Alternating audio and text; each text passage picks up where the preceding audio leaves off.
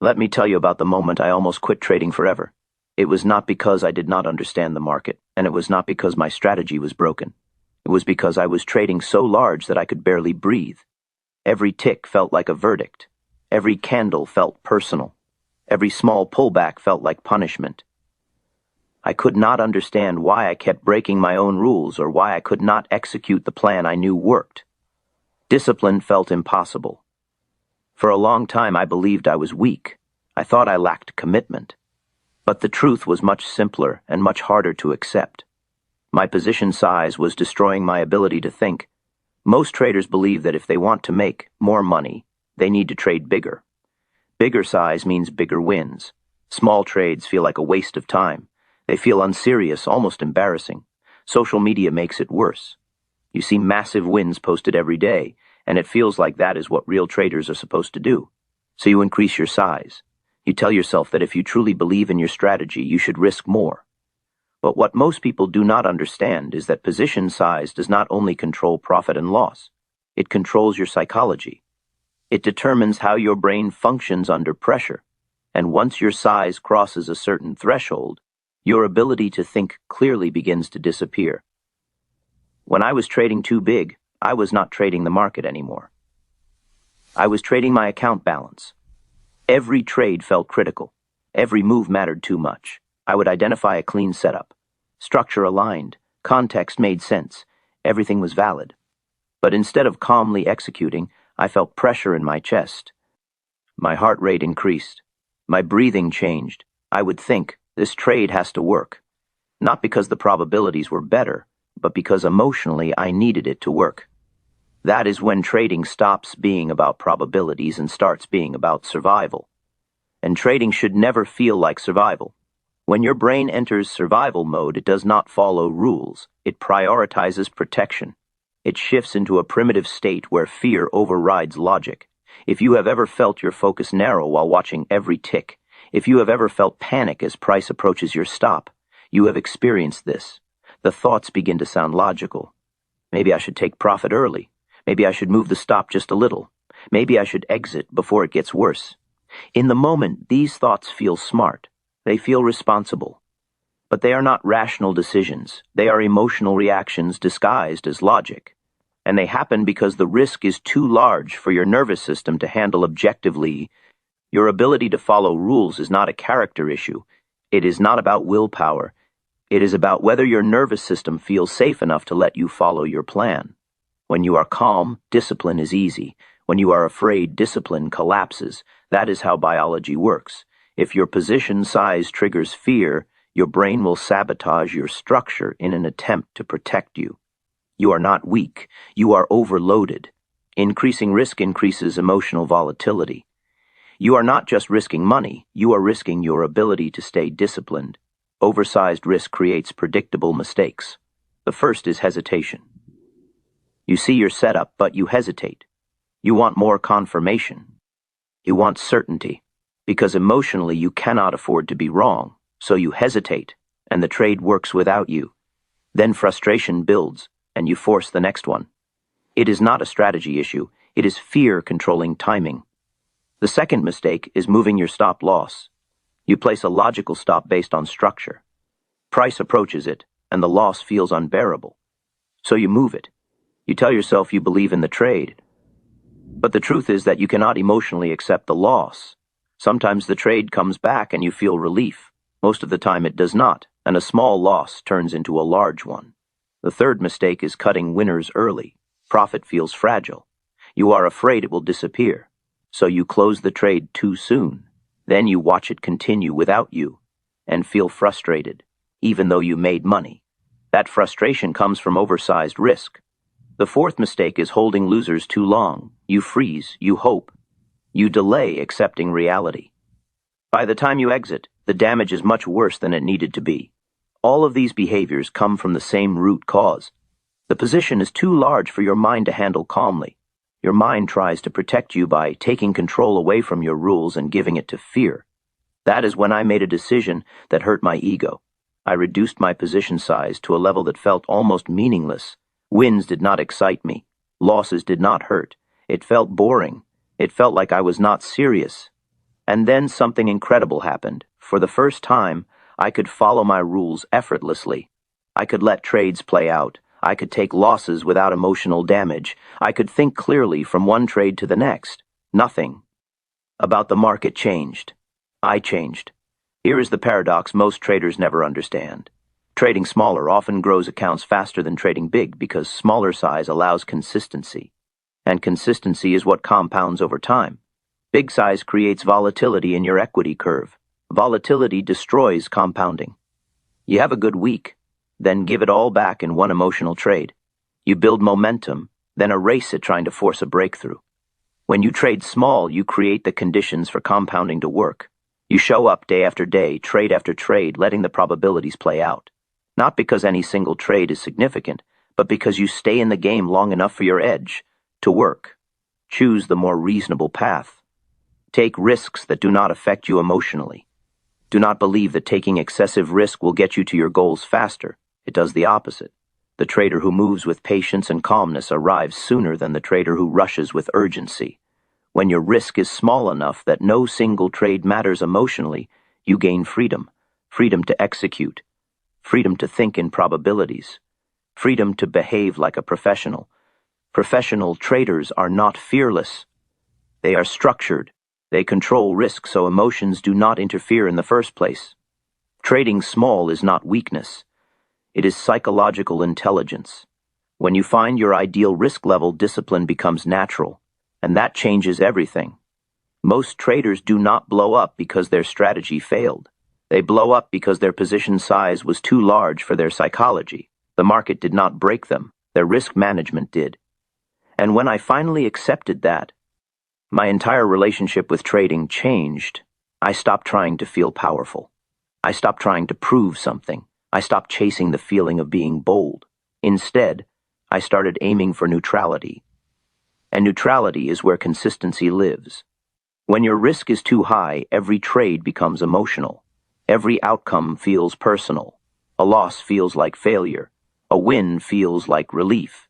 You are constantly riding emotional highs and lows. That roller coaster destroys clarity.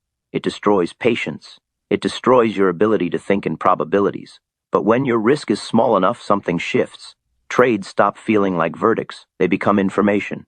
Wins are data. Losses are data. Nothing more. If you cannot see your trades as information, you are taking too much risk. I used to think that trading was about courage, about bold decisions, about pushing when others were afraid. That belief almost ended my career. The truth is that trading is not a test of bravery. It is a test of stability. It rewards restraint. It rewards endurance. It rewards the trader who can show up tomorrow with the same calm mindset they had today. When I was trading too big, I experienced something that many traders never talk about. I would enter a trade and become so emotionally attached that I could barely function. I would watch every movement, unable to step away. I would second-guess everything. Sometimes I would even forget to place my stop immediately because I was so consumed by the movement of price. That is what survival mode looks like. You freeze, you overfocus, you lose perspective. That state is not strength, it is shock. And it happens because the money at risk means too much. When I finally reduced my size to what felt almost insignificant, I felt embarrassed. Wins did not feel impressive. Losses did not sting. It felt boring. It felt slow. But that boredom was the beginning of real progress. For the first time, I could take a loss without feeling personally attacked. For the first time, I could let a winner run without desperately locking it in. For the first time, I could move from one trade to the next without carrying emotional residue. Nothing about my strategy changed. Nothing about the market changed. My relationship with risk changed, and that changed everything. Here is what most traders misunderstand about growth. They believe that bigger risk leads to faster results. Mathematically, that can appear true, but psychologically it rarely is. Bigger risk increases emotional volatility. Emotional volatility increases mistakes. Mistakes destroy compounding. Compounding only works when consistency exists, and consistency only exists when emotions are stable. When you trade too big, you might have a strong week. Then one oversized emotional trade wipes it out. You might build momentum. Then you destroy it trying to accelerate growth. You convince yourself that one big win will change everything. But more often than not, one big loss resets everything. The trader who survives always outperforms the trader who swings for glory. Survival is underrated in trading. Amateurs ask, how much can I make today? Professionals ask, how do I ensure I am still trading next year? That shift in thinking changes everything. When survival becomes the priority, desperation disappears. And desperation is the root of most trading mistakes. Desperation makes you chase. It makes you force trades. It makes you hold losers and cut winners. It makes you override structure. But when survival is the goal, patience becomes natural. You no longer need today to be special. You just need today to be consistent. Trying to make money faster usually makes you lose it faster. Trying to protect your ability to trade allows money to come naturally. The market does not reward intensity. It rewards endurance. And endurance requires appropriate risk. I had to unlearn the fantasy that success in trading comes from boldness. I had to detach from social media highlight reels, from oversized positions, from dramatic profit and loss screenshots that made me feel like I was missing something. That is not real trading. That is entertainment. Real trading is repetition. Real trading is neutrality. Real trading is protecting your mental capital as carefully as your financial capital. Mental capital is fragile. When you take oversized losses, the damage is not just financial. It is psychological. You begin to doubt yourself. You hesitate. You second-guess valid setups. You try to recover emotionally. That recovery period costs more than the money lost. When you trade small enough, those psychological scars do not form. You remain steady. You remain clear. You remain capable. Trading smaller is not about making less money. It is about staying in the game long enough for your edge to work. If your size is small enough, losses become manageable. Wins become routine. Execution becomes repeatable. If your size is too big, none of that matters. Not your intelligence, not your experience, not your strategy. Everything collapses under emotional pressure. When Yuli understood that, trading stopped feeling like a battle. It stopped feeling like something I had to conquer. It became a process I could execute calmly, repeatedly, without needing validation from the market. And that is when consistency appeared. Consistency is not built on excitement. It is built on emotional stability. The goal in trading is not confidence. It is not intensity. It is not the thrill of big wins. The goal is neutrality. The ability to treat every trade as one event in a long series of probabilistic outcomes. When you trade too big, every trade feels like a referendum on your intelligence, on your worth, on your ability. When you trade small enough, trades become ordinary, and ordinary is powerful. Ordinary allows repetition. Repetition builds consistency. Consistency builds growth. Ask yourself honestly, are you taking so little risk that you are not engaged? Or are you taking so much risk that discipline becomes fragile?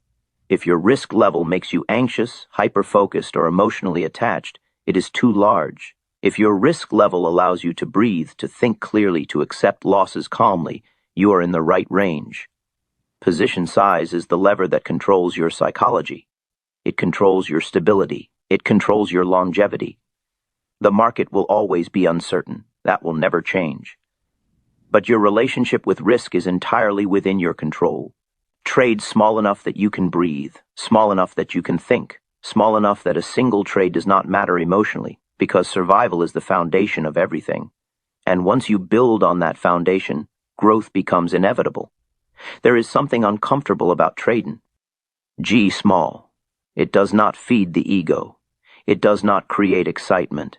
It does not produce dramatic screenshots that impress strangers. It feels slow. It feels almost invisible. In a world where everything is loud and exaggerated, slow and invisible feels wrong. But slow and invisible is where professionals live. The desire to trade big usually does not come from logic. It comes from comparison. You see someone post a massive gain and your brain immediately calculates what that would mean for you. You imagine what your account would look like if you had taken that size. You imagine how quickly you could reach your goals if you just pushed harder. And without realizing it, you begin adjusting your risk not based on your system, but based on someone else's highlight reel. Comparison quietly destroys discipline. Because when you compare, you stop asking what is sustainable for you. You start asking what looks impressive. And impressive trading is often unstable trading. There is a psychological principle at play here that most traders never consider. Your brain attaches meaning to numbers. A small loss feels manageable because your brain categorizes it as normal. A large loss feels threatening because your brain interprets it as damage. The bigger the number, the stronger the emotional response. If your risk per trade is large enough to trigger a strong emotional reaction, you are operating outside your optimal performance range. Every profession has an optimal stress range where performance peaks. Too little stress leads to boredom and disengagement. Too much stress leads to panic and breakdown. Trading is no different. The sweet spot is where you are alert but calm, focused but not tense, engaged but not desperate. Your position size determines where you sit on that spectrum. When I reduced my size, something subtle but powerful happened. I stopped obsessing over individual trades. I stopped refreshing my account balance constantly. I stopped calculating what each tick meant in dollars. I began watching structure instead of profit and loss. I began evaluating decisions instead of outcomes. That shift from outcome-focused thinking to process-focused thinking is where growth begins. Oversized risk forces outcome obsession. Appropriate risk allows process obsession. When you are obsessed with outcomes, every loss feels like a setback. Every win feels like validation. Your mood swings with your equity curve. That instability leads to inconsistent behavior. When you are focused on process, you evaluate whether you followed your rules, whether you executed correctly, whether you respected your risk. The outcome becomes secondary, and here is the paradox. When outcome becomes secondary, results improve. Most traders are emotionally attached to money in the short term. That attachment creates pressure. Pressure creates urgency. Urgency creates mistakes. The professional mindset is detached, not careless. Detached. Detachment does not mean you do not care. It means you understand that one trade does not define you. One day does not define you. 1 week does not define you. When you trade too big, detachment becomes impossible. You begin negotiating with your system. You justify deviations. You override structure in the name of protecting profit or avoiding loss. You tell yourself stories that sound intelligent in the moment, but every deviation chips away at consistency. Consistency is fragile. It depends on emotional stability.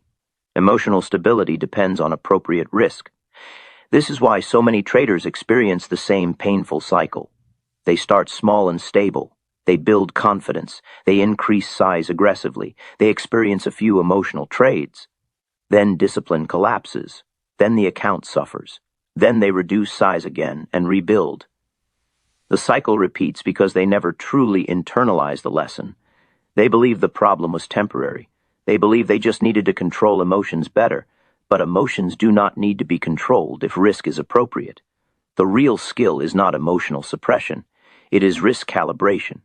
Calibrating risk means finding the level where you can lose without emotional damage and win without emotional intoxication.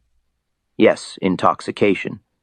Because oversized wins are just as dangerous as oversized losses. A huge win can inflate confidence. It can make you feel invincible. It can push you to increase size recklessly, and the market punishes overconfidence just as quickly as fear. Balanced risk keeps both fear and euphoria within manageable limits. When wins and losses both feel normal, you are in the right zone. If wins feel euphoric and losses feel devastating, you are outside it. Another truth that many traders avoid is this: the market does not care about your goals. It does not accelerate because you want faster results. It does not adjust because you need money. When you increase risk to force progress, you are fighting randomness with intensity, and randomness does not respond to intensity. It responds to structure. Compounding requires stability. Stability requires emotional control. Emotional control requires appropriate risk. Everything comes back to risk. The trader who understands this stops chasing acceleration. They focus on durability. They aim to be the trader who is still consistent 5 years from now, not the trader who has one explosive month. Durability is boring, but durability wins. Imagine two traders. One doubles their account in a month and then loses it the next. The other grows steadily at a modest rate for years without dramatic swings. The second trader will outperform every time over the long horizon. Yet most people are attracted to the first story because it is dramatic. Trading rewards the second story. When you accept that, peace enters your process. Peace allows clarity. Clarity allows consistency. Consistency allows growth. It is not glamorous. It is not exciting. But it works.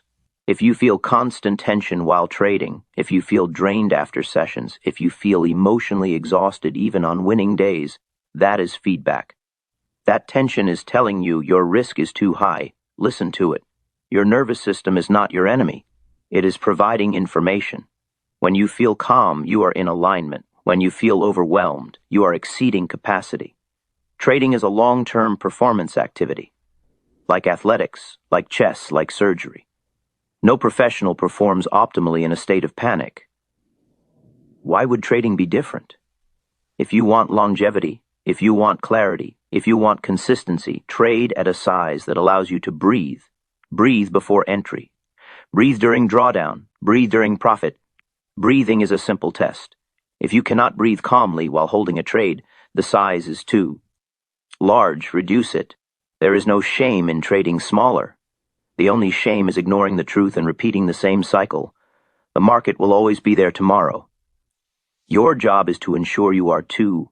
Appropriate risk protects not just your capital, but your confidence, your focus, your mental clarity. When you finally align your size with your psychology, trading becomes quieter. It becomes more mechanical, more professional, less dramatic. And in that quiet stability, real progress happens. Trade small enough that you can think clearly. Trade small enough that discipline feels natural. Trade small enough that your edge has room to breathe, because survival is not the opposite of success.